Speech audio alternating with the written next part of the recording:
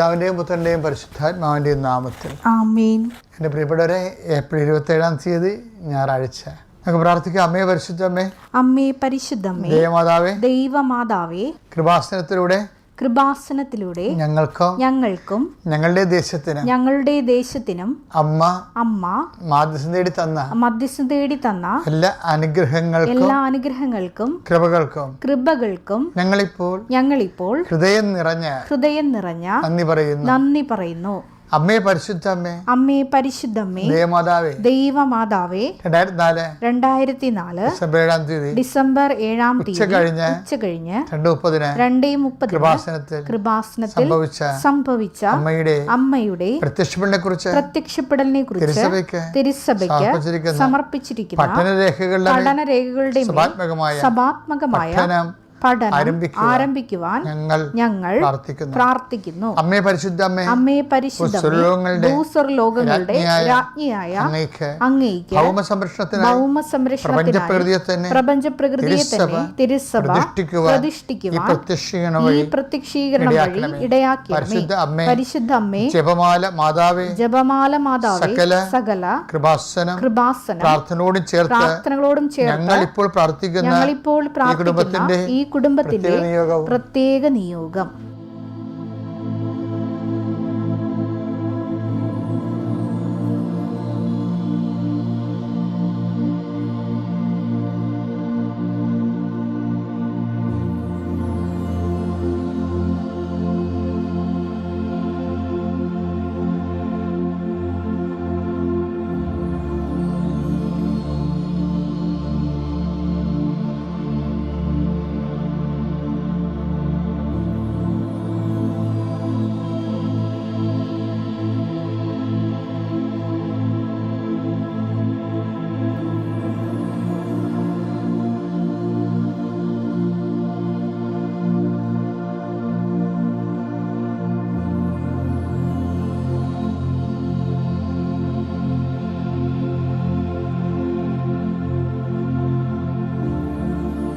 അമ്മയുടെ പ്രത്യക്ഷീകരണത്തിന്റെ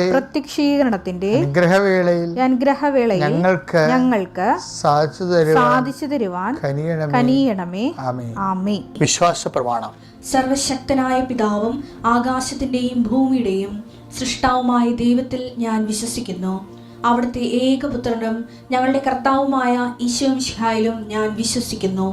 ഈ പുത്രൻ പരിശുദ്ധാത്മാവിനാൽ ഗർഭസ്ഥനായി കന്യകാമറിയത്തിൽ നിന്ന് പിറന്ന് പൊന്തിയോസ് പീലാത്തോസിന്റെ കാലത്ത് പീഡകൾ സഹിച്ച് കുരിശിൽ തറയ്ക്കപ്പെട്ട് മരിച്ച് അടക്കപ്പെട്ട് പാതാളങ്ങളിൽ ഇറങ്ങി മരിച്ചവരുടെ ഇടയിൽ നിന്ന് 3-ാം നാൾ ഉയർത്ത് സ്വർഗത്തിലേക്ക് എഴുന്നള്ളി സർവശക്തിയുള്ള പിതാവായ ദൈവത്തിന്റെ വലതുഭാഗത്തിരിക്കുന്നു. അവിടെ നിന്ന് ജീവിക്കുന്നവരെയും മരിച്ചവരെയും വിധിക്കുവാൻ വരുമെന്നും ഞാൻ വിശ്വസിക്കുന്നു. പരിശുദ്ധാത്മാവിലും ഞാൻ വിശ്വസിക്കുന്നു. വിശുദ്ധ കത്തോലിക്കാ സഭയിലും പുണ്യവാന്മാരുടെ ഐക്യത്തിലും പാപങ്ങളുടെ മോചനത്തിലും ശരീരത്തിന്റെ ഉയർപ്പിലും നിത്യമായ ജീവിതത്തിലും ഞാൻ വിശ്വസിക്കുന്നു. ആമേൻ. സ്വർഗ്ഗസ്ഥനായ ഞങ്ങളുടെ പിതാവേ, അങ്ങയുടെ നാമം പൂജിതമാകണമേ. അങ്ങയുടെ രാജ്യം വരണമേ. അങ്ങയുടെ തിരുമനസ് സ്വർഗത്തിലെ പോലെ ഭൂമിയിലും ആകണമേ. അന്നു വേണ്ടുന്ന ആഹാരം ഇന്ന് ഞങ്ങൾക്ക് തരണമേ. ഞങ്ങളോട് തെറ്റ് ചെയ്യുന്നവരോട് ഞങ്ങൾ ക്ഷമിക്കുന്നത് പോലെ ഞങ്ങളുടെ തെറ്റുകൾ ഞങ്ങളോടും ക്ഷമിക്കണമേ. ഞങ്ങളെ പ്രലോഭനത്തിൽ ഉൾപ്പെടുത്തരുതേ, തിന്മയിൽ ഞങ്ങൾ രക്ഷിക്കണമേ. ആമേൻ. നന്മ നിറഞ്ഞ മറിയമേ, സ്വസ്തി. കർത്താവ് അങ്ങയുടെ കൂടെ സ്ത്രീകളിൽ അങ്ങ് അനുഗ്രഹിക്കപ്പെട്ടവളാകുന്നു. അങ്ങയുടെ ഉദരത്തിൻ ഫലമായി ഈശോ അനുഗ്രഹിക്കപ്പെട്ടവനാകുന്നു. പരിശുദ്ധ മറിയമേ, തമ്പുരാന്റെ അമ്മേ, പാപികളായ ഞങ്ങൾക്ക് വേണ്ടി ഇപ്പോഴും ഞങ്ങളുടെ മരണസമയത്തും തമ്പുരാനോട് അപേക്ഷിക്കണമേ. ആമേൻ. കർത്താവേ, നിന്റെ വിശുദ്ധ പൗരോഹിത്യത്തെ മഹത്വപ്പെടുത്തണമേ. കർത്താവേ, സഭയിലുള്ള സാന്നിധ്യം പ്രകടമാക്കണമേ. എൻ്റെ അമ്മ പരിശുദ്ധമ്മ ദേവമാതാവേ, ഞാൻ ആർക്ക് വേണ്ടിയാണ് ഇപ്പോൾ പ്രാർത്ഥിക്കുന്നത്? ആ ഭവനങ്ങളിലേക്ക് സഞ്ചാരി മാതാവ് സമയത്തിൻ്റെ അധികാരി കടന്നു ചെല്ലണമെന്ന് പ്രാർത്ഥിക്കുന്നു. ദൈവത്തിൻ്റെ കണ്ണിനെ ആവശ്യിക്കട്ടെ.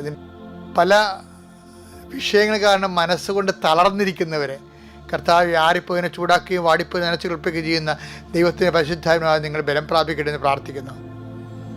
കർത്താവെ, മുക്കിരിടം പോലെ കുടുംബത്തിൽ ഒത്തിരി ഭാരങ്ങൾ ഒരുമിച്ച് വഹിക്കുന്ന അനേകം മക്കളുണ്ട്. പെങ്ങന്മാരെ കഴിപ്പിക്കേണ്ട ഭാരങ്ങൾ, അതുപോലെ തന്നെ കഴിച്ചുവിട്ട ഒരു ഭവനത്തിൽ വന്ന് നിൽക്കുന്നവരുടെ ഭാരങ്ങൾ, അവിടുന്ന് വിവാഹം പെശകി വീട്ടിൽ വന്ന് നിൽക്കുന്നവരുടെ ഭാരങ്ങൾ, അത് കാരണം ആ മക്കളുടെ കല്യാണം നടക്കാത്ത അവസ്ഥകൾ, ഇങ്ങനെ എണ്ണിയാലൊരുങ്ങാത്ത സങ്കടങ്ങളുമായി അങ്ങയുടെ മക്കൾ അങ്ങയുടെ ദിവസം കണ്ണീരോട് നിൽക്കുന്ന കർത്താവേ, ഈ ഒറ്റ പ്രാർത്ഥന കൊണ്ട് ഈ കുടുംബങ്ങളെ നീ ആശീർവദിക്കണം. എൻ്റെ കർത്താവിനുമായ നാമത്തിൽ സഭയുടെ അധികാരത്തിൽ കുരിശിൻ്റെ അടയാളത്തിൽ ദൈവശക്തിയെ നീ അനുഗ്രഹിക്കപ്പെടട്ടെ. ഇന്നലെ കുർബാന അർപ്പിച്ചപ്പോൾ ഈശോ പറഞ്ഞ കുറച്ച് കാര്യങ്ങളുണ്ട്. അതാണിപ്പോൾ നിങ്ങളോട് പറയാൻ ഉദ്ദേശിക്കുന്നത്. അതായത് നമ്മളിപ്പോഴൊരു ഈസ്റ്റർ ഒക്ടേവിലാണ് അല്ലേ?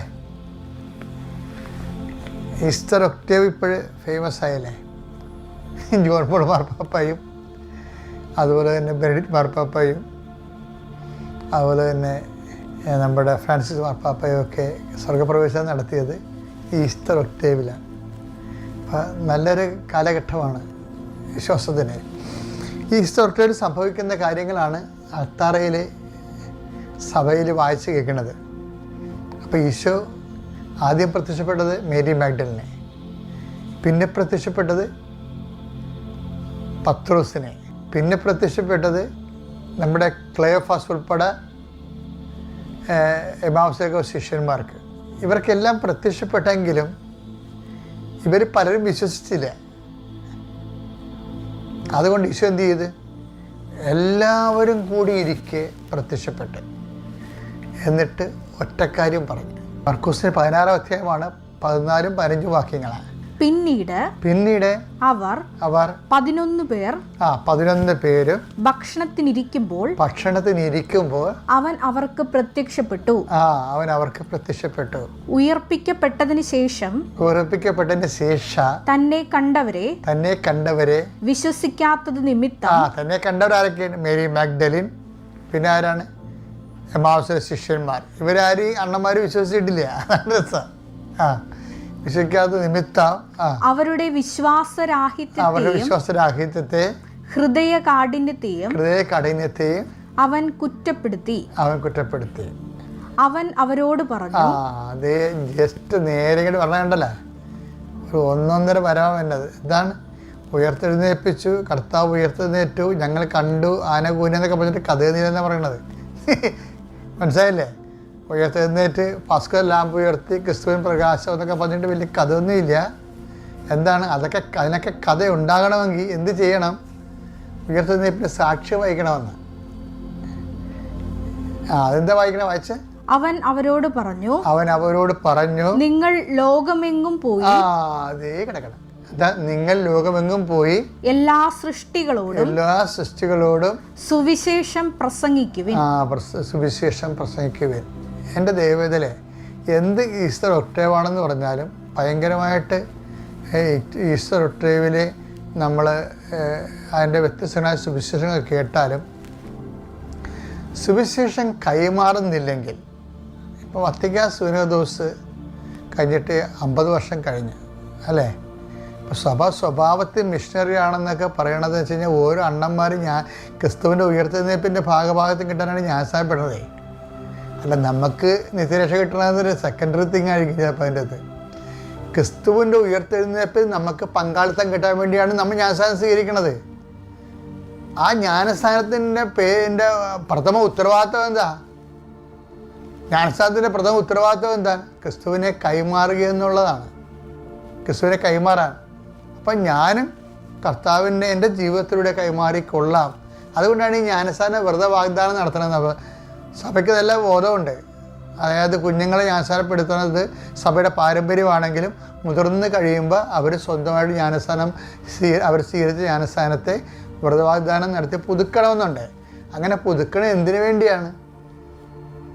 നമ്മൾ ജ്ഞാനസ്ഥാനം പുതുക്കിയിട്ട് ദൈവത്തിന് എന്താ പ്രയോജനം? അതുകൊണ്ട് നമ്മൾ ജ്ഞാനസ്ഥാനം പുതുക്കണത് കർത്താവിൻ്റെ ഉയർത്തെഴുന്നേൽപ്പിലുള്ള വിശ്വാസം പുതുക്കുകയും കർത്താവിൻ്റെ ഉയർത്തെഴുന്നേൽപ്പിലുള്ള വിശ്വാസം പുതുക്കണത് മറ്റുള്ളവർക്ക് കർത്താവിനെ ജീവിതം കൊണ്ടും സാക്ഷ്യം കൊണ്ടും കൈമാറുന്നതിന് വേണ്ടിയാണ്. അപ്പം അതുകൊണ്ട് എൻ്റെ മക്കളെ, ഈ സ്വർഗാരോഹണ തിരുനാളിന് മുമ്പ് നീ ഒരു ടാർഗറ്റ് വെക്കണം. എൻ്റെ സ്വഭാവം കൊണ്ടും എൻ്റെ വർത്തമാനം കൊണ്ടും നിലപാട് കൊണ്ടും ഉയർത്തെഴുന്നേറ്റ ക്രിസ്തുവിന് ഞാൻ സാക്ഷിയാണെന്ന് ഉറപ്പ് വരുത്തണം. ഞാൻ എന്തിനാ ഇങ്ങനെ നിങ്ങളോട് പറയണമെന്നറിയാവോ?